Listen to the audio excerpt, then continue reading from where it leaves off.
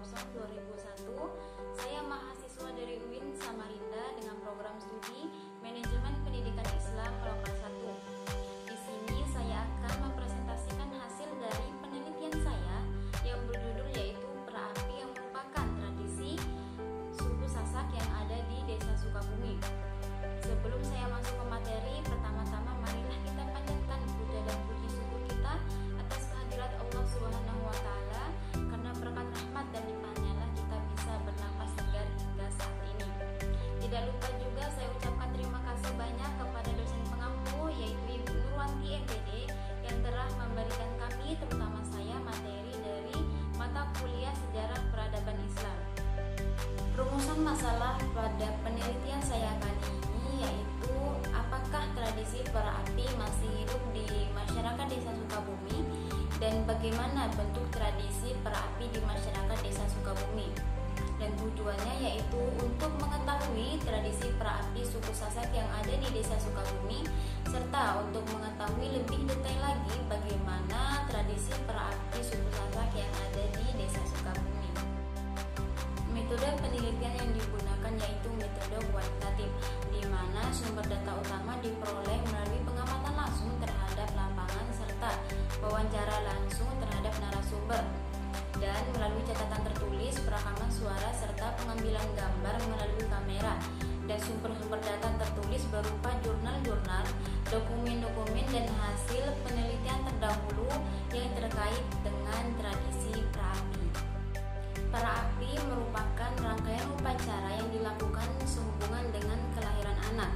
Dalam bahasa Sasak, pera artinya padam, sedangkan api artinya api. Jadi, perapi diartikan sebagai pemadam api. Namun, api yang dipadamkan merupakan api khusus, yaitu api penghangat yang dibuat setelah ibu melahirkan. Dan perapian ini disebut dengan dapur. Perapian dapur terbuat dari kayu yang memiliki unsur wewangian seperti galih waru atau kayu garu, kayu cemara, dan daun lega. Perapi diartikan sebagai pemadam api khusus yang mulai dinyalakan sesudah bayi dilahirkan. Pada bagian akhir ritual ini dilakukan pemadaman api yang dirangkai dengan pemberian nama bayi, sehingga perapi ini juga lazim disebut dengan proses pemberian nama pada anak. Pemberian nama pada anak dalam perapi ini dilakukan pada saat bayi berumur 7 hari atau 9 hari setelah terlepasnya tali pusar. Tradisi perapi merupakan tradisi yang sudah sejak lama dijalankan oleh seluruh lapisan masyarakat Lombok.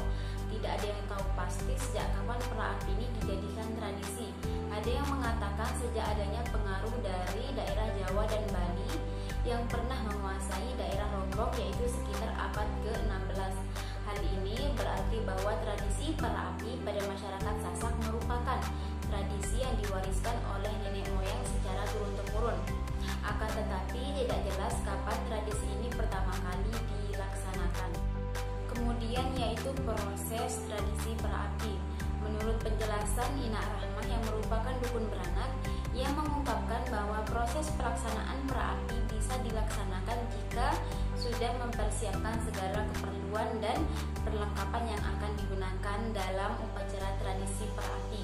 Setelah semua keperluan dan perlengkapan telah tersedia, maka perapi siap untuk dilaksanakan dengan dipimpin oleh dukun beranak. Adapun tata cara dan proses pelaksanaan dari tradisi perapi ini. Yang pertama yaitu semua peralatan dan perlengkapan dipersiapkan dan ditaruh pada satu tempat upacara. Yang kedua yaitu dukun beranak meminta izin pada si ibu untuk memulai acara dan menanyakan nama yang akan diberikan untuk si bayi. Yang ketiga, dukun kemudian menggendong bayi tersebut dan memulai acara perapi, yaitu memutar bayi di atas asap bara serabut kelapa. Yang keempat yaitu setelah putaran tersebut selesai, nama dan genggaman bayi ditaruh dalam air rendaman.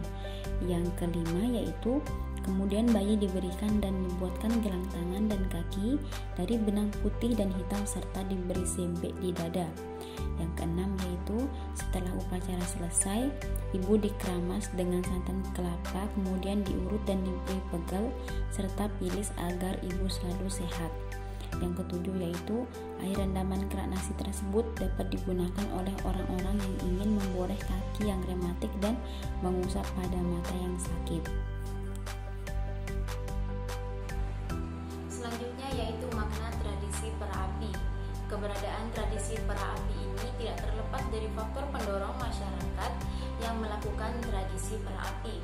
Faktor pendorong tersebut adalah fungsi yang didapat oleh masyarakat ketika mereka melaksanakan tradisi perapi.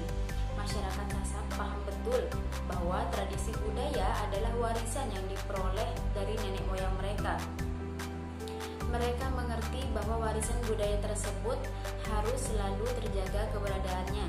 Masyarakat Sasak menganggap bahwa tradisi perapi ini adalah tradisi warisan yang memiliki nilai yang positif bagi mereka, sehingga menurut mereka tradisi ini sangat perlu dipertahankan karena selain memiliki fungsi kesehatan, juga memiliki fungsi sebagai pewaris budaya karena mereka tentu tidak menginginkan tradisi perapi ini hilang. Namun sebaliknya mereka menginginkan tradisi ini tetap dilestarikan hingga anak cucu mereka kelak. Sekian presentasi yang dapat saya sampaikan. Semoga apa yang saya sampaikan bisa bermanfaat bagi teman-teman semua. Sekian dari saya Zarwana. Wassalamualaikum warahmatullahi wabarakatuh.